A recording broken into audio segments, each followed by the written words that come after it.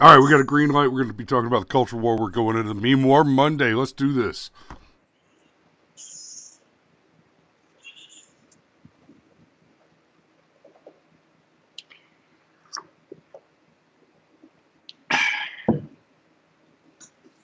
Still think that might need some music.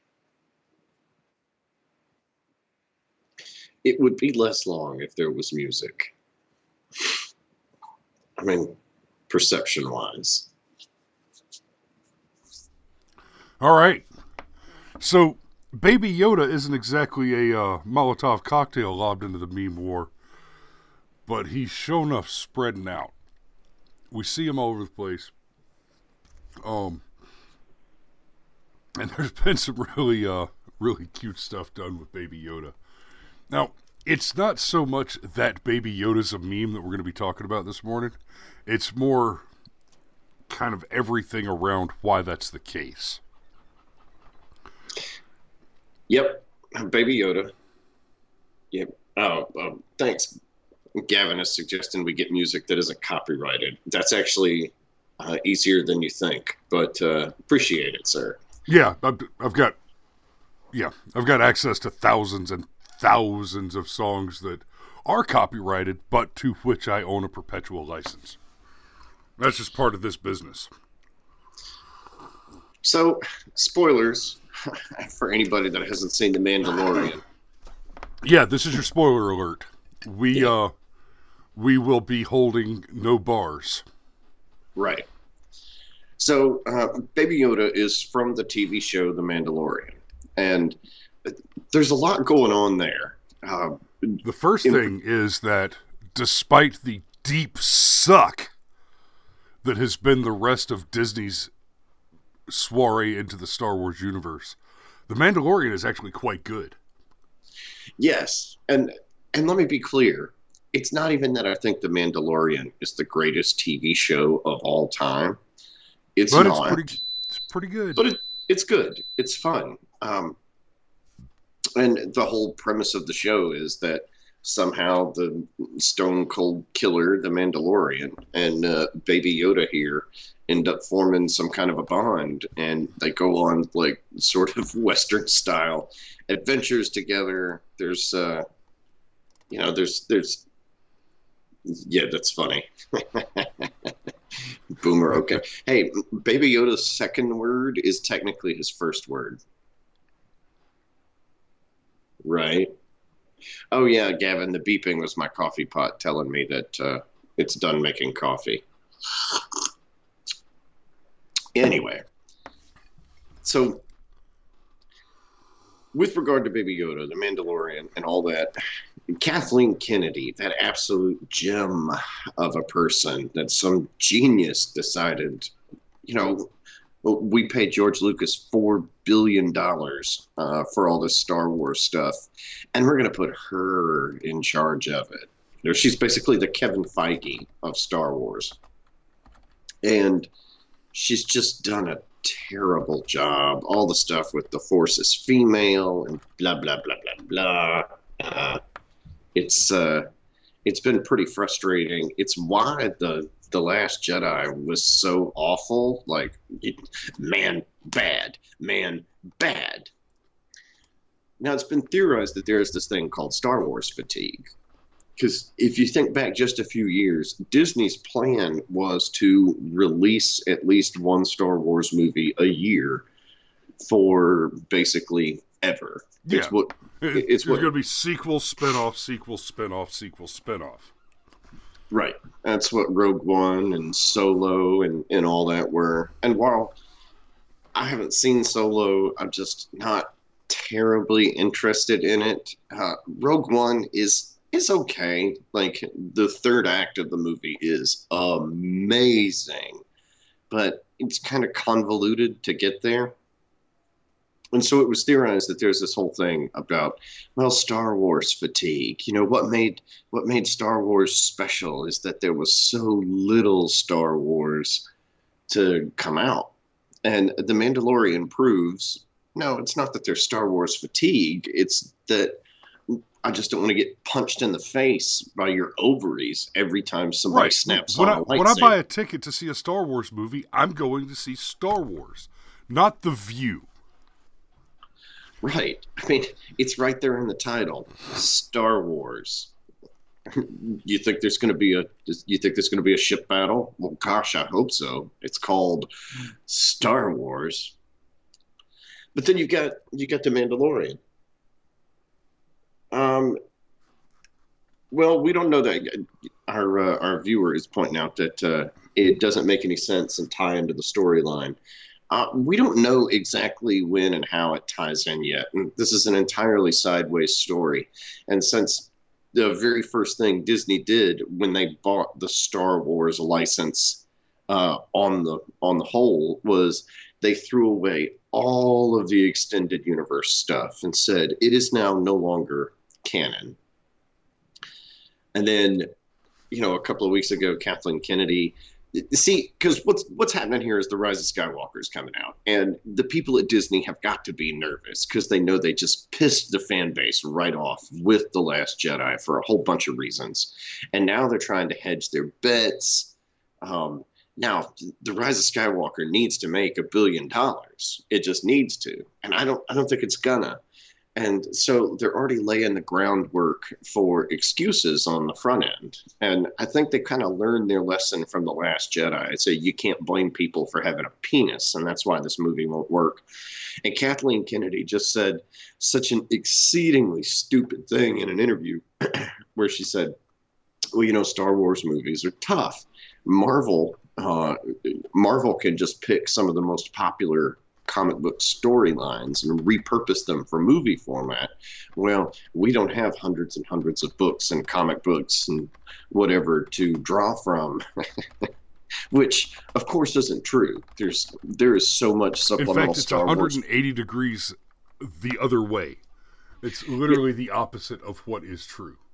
yeah, the only reason there's not as much Star Wars material to draw from as there was comic book material to draw from is because um, Star Wars has not existed as long as Marvel has, but the output has been prolific. I mean, video games, comic books, novels. I mean, there've been, and there's even been a couple of TV shows, The Clone Wars and Rebel Alliance, and oh yeah, that's wow, that's an old picture too. But there's definitely all this material to pull from. They're the ones that decided to throw it away. They're the ones that decided to repurpose the entire universe to have woke messaging just hit you in the face. And of course, it all backfired. And now somehow the Mandalorian, which I would say is made with a lot of love. It's definitely Star Wars fans. I would describe it as Star Wars fans being able to make the ultimate fan film. Uh, and they're doing a pretty good job at it. Yep. And look, there's even some of the messaging that Disney wants in the show. Like there are strong female characters, for example. There is an extremely diverse cast. You've got Carl Weathers, who seems to be set up to be the primary antagonist, and he's a black man. And even though we have not seen his face yet, the character playing the Mandalorian is Hispanic, Latin. I don't know what the current word for being from South America is. And frankly, I don't really care because it's all stupid. Uh, but you can have these things. You can have strong female characters. You can have people of color. You just don't have to punch me in the face with it. If you tell a good story and you tell a story where these characters do interesting things, well, now you've done it. Even if we go back to the original trilogy, Leia, like the very first thing that we see Leia do is steal plans and blow a stormtrooper away. So the fact that she spends the rest of the movie being sarcastic, even criticizing Han and Luke, well, this is some rescue. She's been set up for that. Her character has earned that. So to say that this is all about Star Wars fatigue, and no, that's not it. It's the fact that you made a terrible movie and then you insulted your fan base for pointing out, hey, this movie's not very good. There's like plot holes, and it's actually pretty offensive if you think about it. The whole man bad. Um, it is such that if I was in a different position and my children And were the not, idea that women have a place in combat.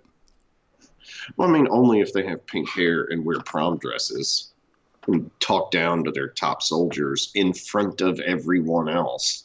I mean, that'll work. That will improve morale of your troops. Yeah, just insult them in front of everybody. Oh yeah.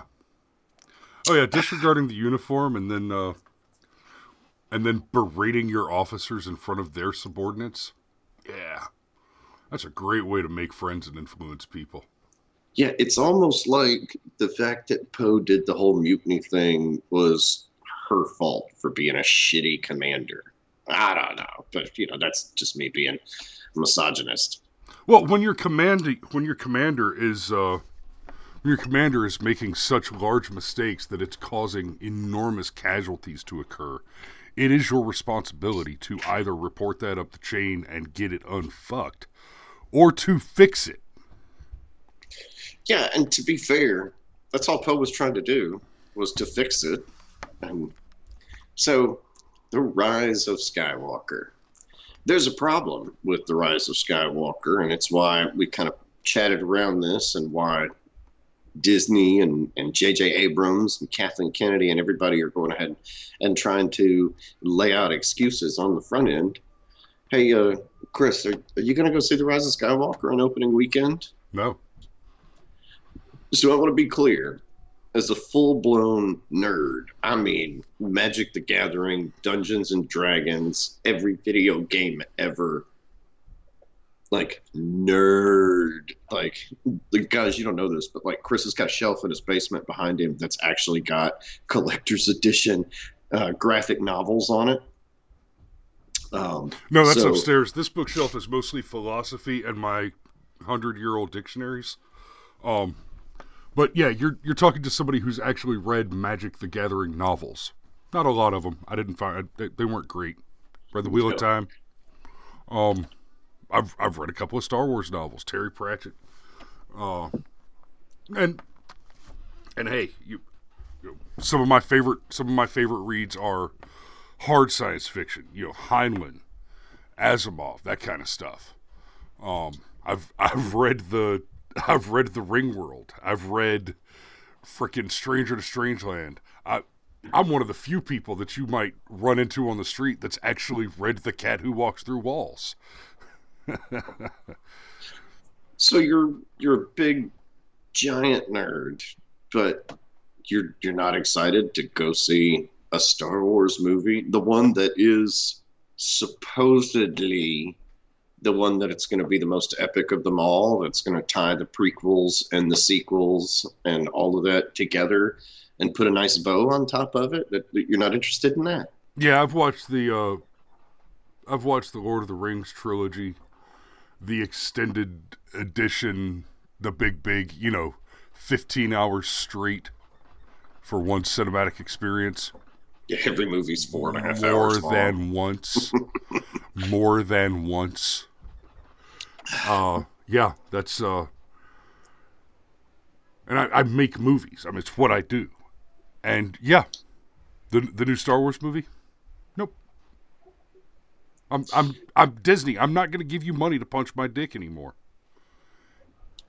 I don't Yeah. pay people to punch my dick.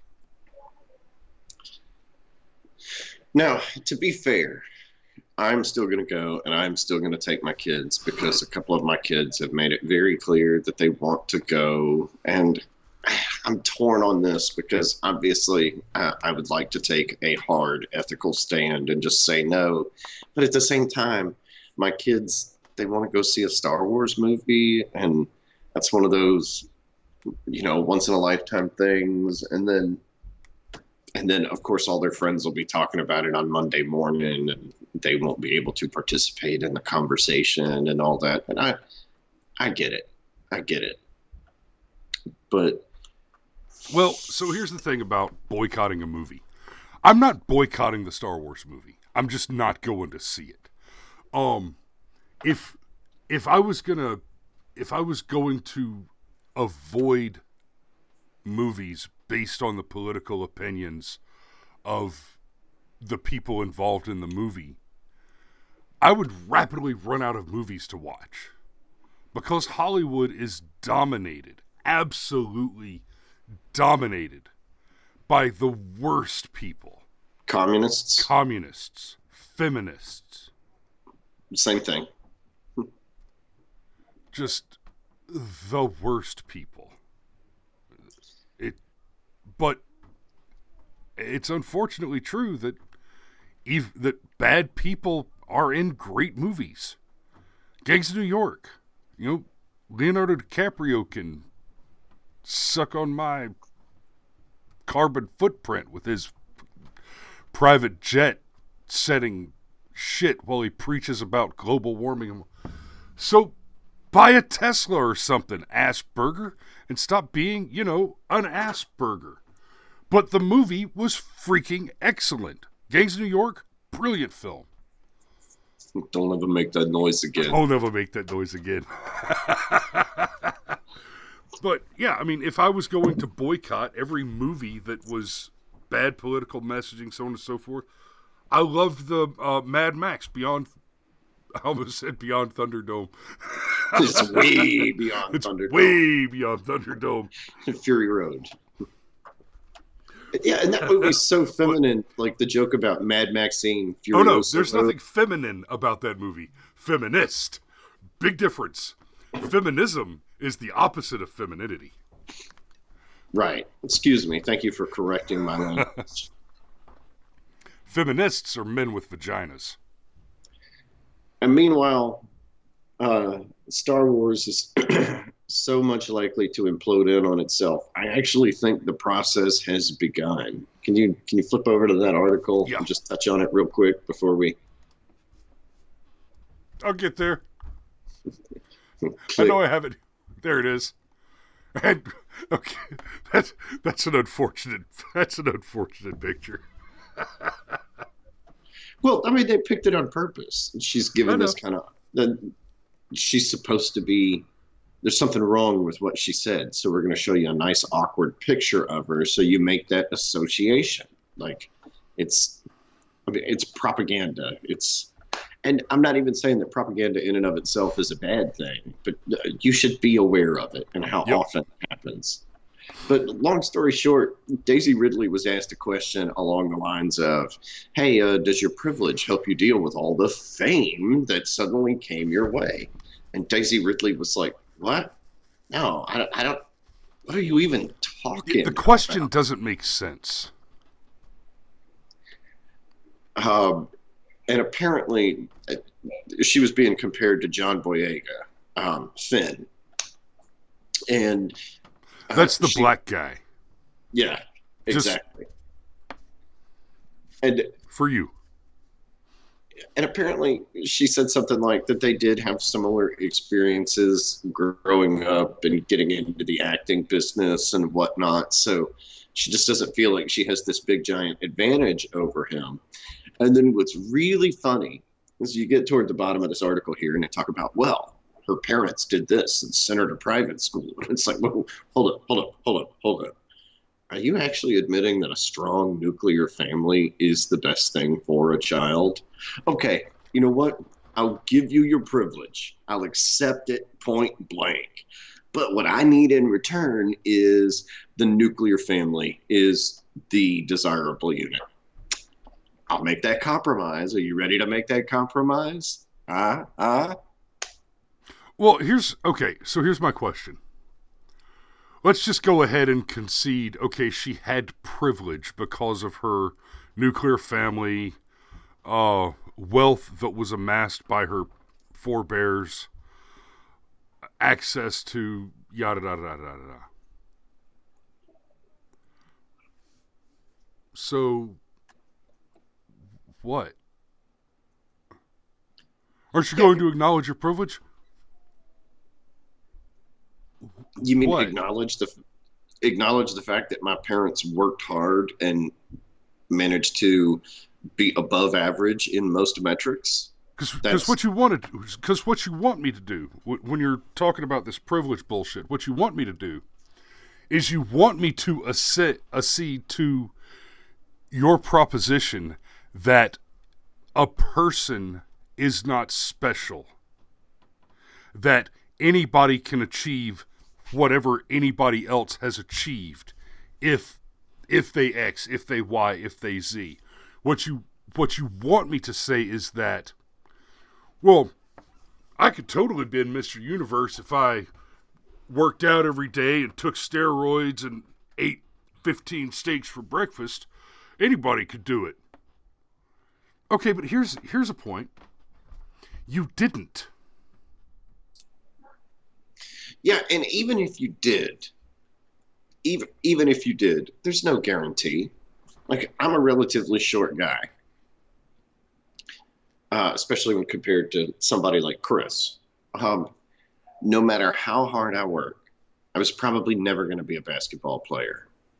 Maybe in high school, maybe in college for like a double A school.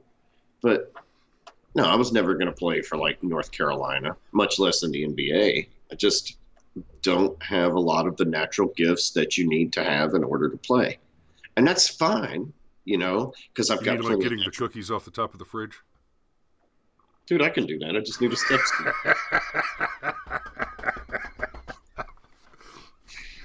Uh, but yeah, just that is one of the most amazing things about this far left SJW politically correct feminist communist whatever culture is you step even slightly out of line and they begin to eat each other. And of course they can't cancel Daisy Ridley because there's this whole $1 billion franchise riding on her shoulders. And if they Also cancel, vagina. right, well, no, they'll destroy a vagina if it steps too far out of line. They have no problem with that. Like the wrong think is the wrongest thing you could do. But in her case, like she's supposed to prove that the female action hero, as we know it and understand it, can be a thing. That she is the Mary Sue of the Mary Sues, and they just can't cancel her. They can't do it. But they can't just let this go either. They have to go, now, Daisy, know your place. Your mouse overlords have put you in a no-win scenario, and at any point in time, we can yank that rug right out from underneath you. It'd be a pity if you had a lightsaber accident. Oh. Yeah. I got a light sheeting saber. Anyhow, but that's Try harder. no, I will not. That's about all I got for you on That's this one, about though. all I got this morning, though. All right, kids. But hey, and you know what? There was this whole other thread that I wanted to go down, but we're already 3 minutes over. So I'm not going to push that. We'll talk about the Saturday morning cartoons thing later, maybe tomorrow. But Yeah. Whoops. yeah, it's all right. But final word though, I'm while I'm not going to go see the Rise of the Skywalker, I have been watching The Mandalorian and I've enjoyed it. Highly recommend The Mandalorian, and we will see you tomorrow. So drop your cocks and grab your socks, boys. It's time to go to work. And that's a show. That's a show, and that's a shameless, uh, shameless way to just try and get traffic because we Star Wars, Star Wars, Star Oh yeah, Wars. totally. Yeah. Later, brother.